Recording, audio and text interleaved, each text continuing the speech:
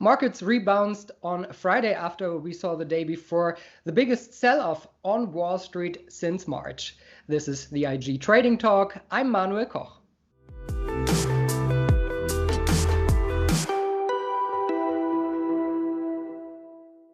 And joining me now are Salah-Eddine Bouhmidi, the head of markets of IG, and the Einstein of Wall Street, Peter Tuchman, over 35 years on the floor of the New York Stock Exchange. So good to see you guys. Good to be here. Manuel. Hello, Manuel. Peter, I think the first topic has to be the Federal Reserve.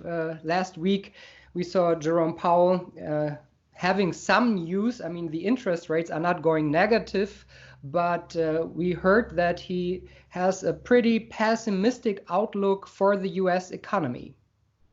So, it's interesting how we always, historically, the way the markets and the investment community interpret the Federal Reserve Chairman speak, right? When it happens in real time, the markets usually go up, up, up, down, down, down, as different people react to it and try and understand what to make of it. Right. First, there's an announcement about the interest rates staying where they are. Then there was his announcement that we're looking towards 2022 with basically zero interest rate. So do we think of it as a positive thing because, okay, we're not going negative, or it's all perspective? Or do we think of it, which I think is one of the reasons that contributed to the sell-off that we saw midweek last week was because the bank's trading model, we saw a lot of the sell-off come from the banking financial sector. And a lot of their trading model is based on interest rates, right? And if we are now going to not look at anything more than zero till 2022, that is going to obviously impact their profitability to a certain extent. Some people already expected maybe to have negative interest rates. Would this change a lot? Well, I'm sort of happy that what we are doing as far as negative interest rates goes, disregarding any pressure coming out of the administration, is that we've not seen that to be a successful trade. It's not been a successful protocol wherever it's been, right? And we are also, so much went into this big sell-off that we had midweek last week. If you're interested in my opinion, I think it was sort of a fold situation. I think that this market was obviously, we've talked about it before, this unusual exuberance, irrational exuberance in the marketplace with hopes of, one day it was a hope of a drug coming out. One day it was a hope of a reopening that was successful. One was a hope that there was no further spikes in the virus. One was a hope that the stimulus package which would be enough, and they would keep pouring money into the markets, and that we were going to have $120 billion a month being added into the balance sheet of the Fed. And I think all of this contributed to a perfect storm. We've also spoken before that individual headlines will take a market up 1,000 or down 1,000. That's the new norm, right? Whether it's virus, whether it's treatment, whether it's the administration, whether it's China, whatever it is, those are the 1,000-point moves. But what we find is that when we have a perfect storm of multifaceted headlines that start eating away at the market, we see that fast and furious sell-off that we had mid last week. Fed is actually a good topic. I mean, central banks, their only key or their only value is communication. You need to work with communication really good. And looking back to that, how do you think is the Fed communication? Because I think it's brilliant how they work and how this communication is working. Because if we assume just like there's a fire in a wood and somebody is alarming the fire department, they send out 10 trucks. As they reach over there, they see, oh, this fire can be solved just with one truck. If they send these trucks away, this could just affect the market. And this is what we see right now, I think. The Fed is also under pressure, I think, Peter. And I think they maybe if everything's going really well, I think they could also change their monetary policy, not extremely, but going back to where we have been in January, before Corona. So I agree with you. Clarity of communication from the Federal Reserve, hopefully maintaining a wall between the administration's pressure and not. Their job is to deal with markets and the economy, right? Actually, the economy, right? That's what their goal is. So I have found Mr. Powell, I also agree with you. I think he's been wonderful in his communication, okay? He made it very clear that we would so some people responded to the midweek last week sell-off that it was in relation to the bad outlook that the Fed said. I don't interpret it that way. Basically, what I heard, and then we all hear different things as it fills into our model and our perception. But what I heard him say was that there may be more stimulus if we need it, that we are nimble, right? We will freestyle through it. As you described the story about the fire trucks in the woods. We will be there. We don't want to throw, although they've thrown everything at it, and they said, we will do whatever it takes to maintain markets and the economy as stable as possible, okay? And if we need less, we'll pull back. If we need more, we'll pull back. There are still unknowns in this story. The playbook is not written for what is happening in the world right now. Then there was a report that came out of Seeking Alpha, and I almost emailed it to you, about the fact that perhaps midweek sell-off last week was a much bigger story. We talked about, is the economy going to catch up with the market, or is the market going to catch up with the economy? When is the market going to realize that we are now seeing incredible breakdown in GDP in India and emerging markets all over the world? We're seeing spikes in China, South America, in places where they did not have it. We're seeing spikes in 21 states in the United States after the Memorial Day reopenings. That was one of the contributing factors to the big sell-off last week, okay? We are seeing a confidence that puts put in question. This was a consumer-based, strong economy that we talked about up until February 12th, when we hit a record, right? That was where our strength came from. Well, the consumer is not in good condition. We don't know what that's going to lead to. So I love the fact that you brought up the Federal Reserve. I think they're going to do everything they can. I still think there are plenty of unknowns in how it goes forward. And let's be clear, this administration is running on a strong market. And the pressure that they put on the Fed, which historically has never done well and should be completely bifurcated. It's a new word I learned this week. There should be a fork in the road there. Is not that way. They've crossed that wall. So I think we have more to learn on this. From the confidence aspect, technically speaking, in the S&P 500, I don't see any confidence, to be honest. If we look on the stocks in the S&P 500, only almost 40% of the stocks are trending above the 200 moving average, even if we can see that the S&P 500 is actually trying to defend this 200 moving average. If we look on the relative strength, my border is always the 48.5 level. We passed it back to the south weights. So I don't see confidence if I look on market breadth, also on advanced decline line. So, I mean, of course, Peter, technical analysis is not the only thing you should consider if you are talking about the markets. But what could you say about that?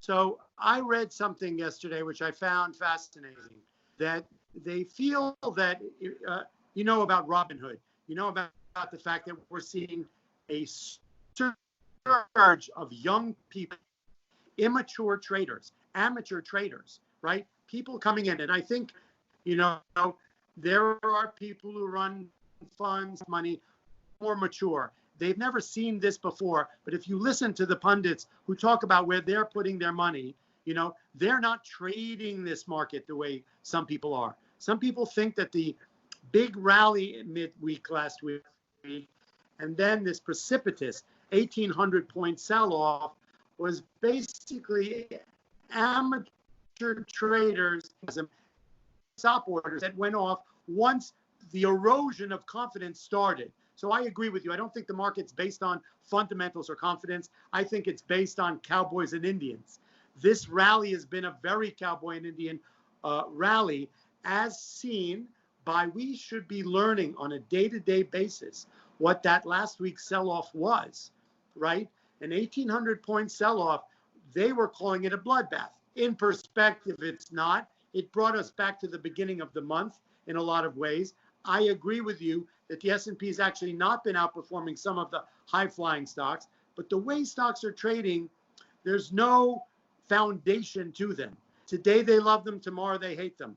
They love them at noon, they hate them at 3.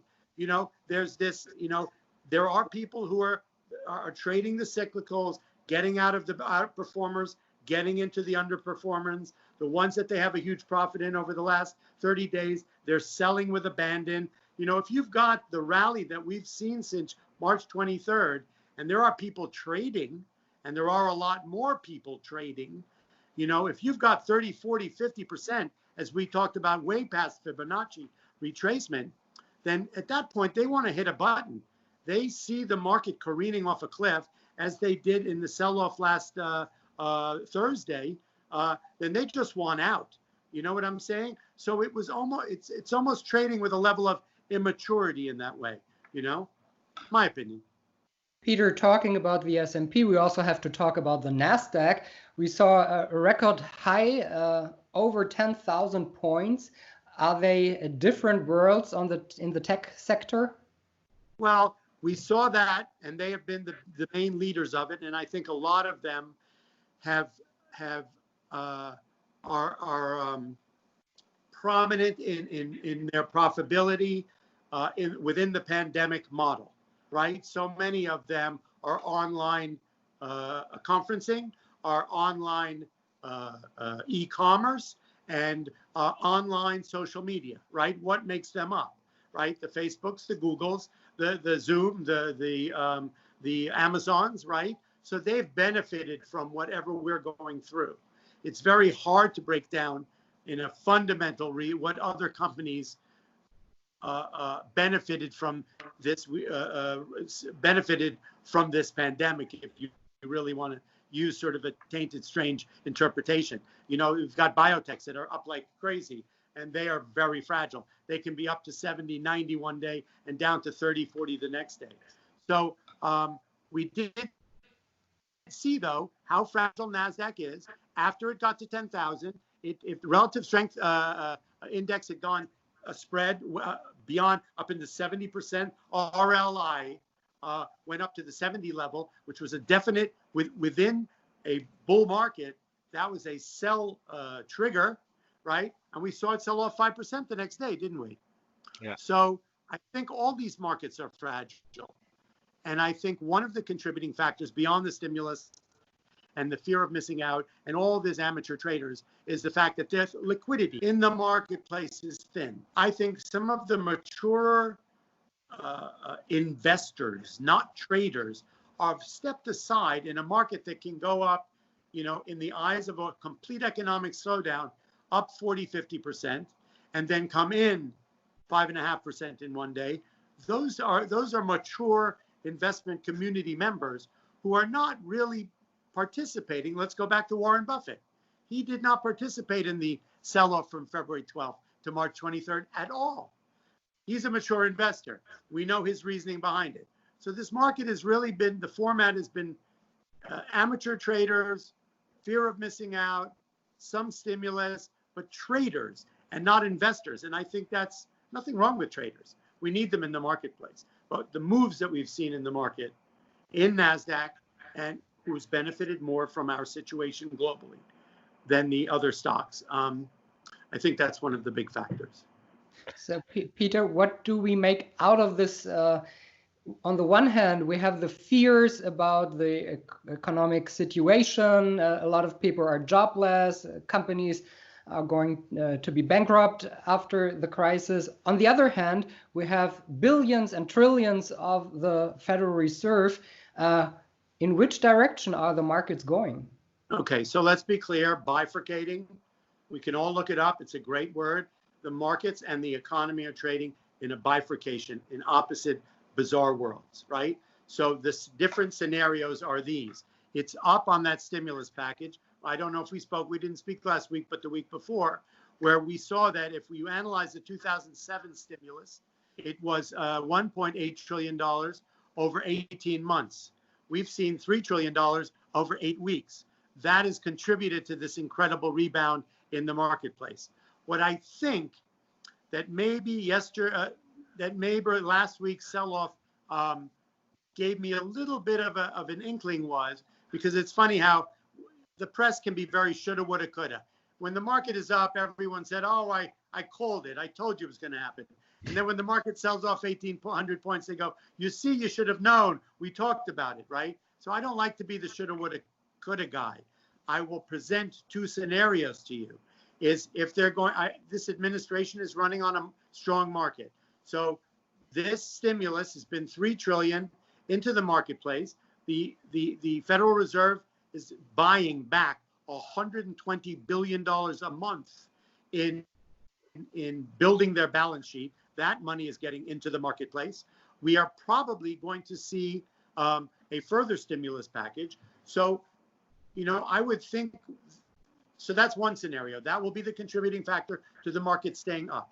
However, what we saw happen in midweek sell-off last week was a bit concerning, because there is a narrative that is so negative out there economically, right? So the market could be pricing in a perfect case scenario. The reopening will go smooth.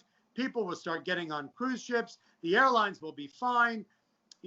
Restaurants will reopen. There won't be a spike in the virus, and it's all fine and good in September. Like the president said, in April, the sun will come out and the virus will disappear. In September, we'll have a treatment and things will go forward. Yesterday, and it wasn't just last week, but it's important to note that the real economic numbers are devastating.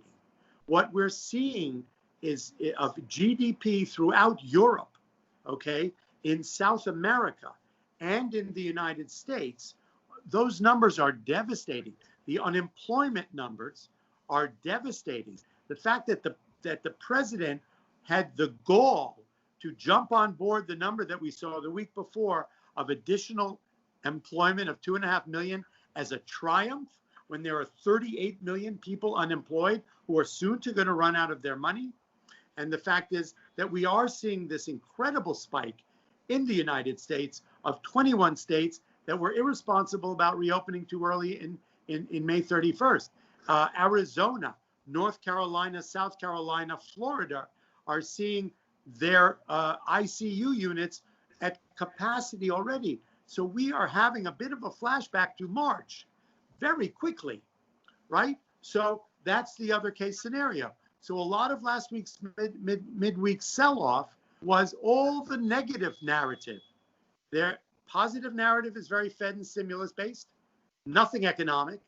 The negative narrative is real hardcore numbers, economic stuff, that once the market starts to focus on it, we could see a fragile market going forward. Question to FOMO, fear of missing out. You are an experienced trader on the stock exchange, and you are an expert.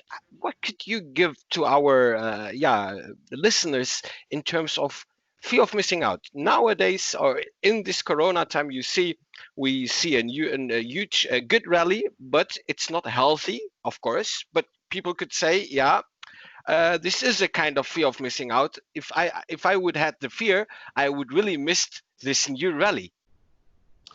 Okay, so if you look at it historically, the crash of 1987, the financial crisis of 2007, the Brexit sell-off, the President Trump election sell-off, any of these fast and furious oversold conditions due to crisis or headlines have historically been buying opportunities. Okay, let us separate the investment community and the trading community.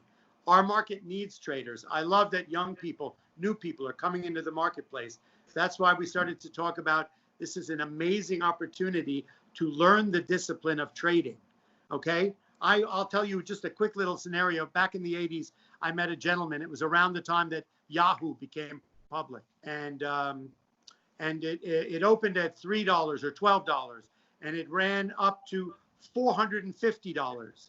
And then within a period of a few, and everyone was, you know, going out to dinner and buying champagne and making money. And then within a few days, we turned out to be a bubble, and its stock went right down to $4. And all those people who were, you know, whining and dining on Wednesday night were all sitting there and wiping their tears because they had not rang the cash register. And there was one gentleman who was a market maker who always looked happy. And I said to him, well, why aren't you all upset like everyone else in the trading floor? And he said, Peter, I bought it at 10, I sold it at 30. I bought it at 50, I sold it at 80.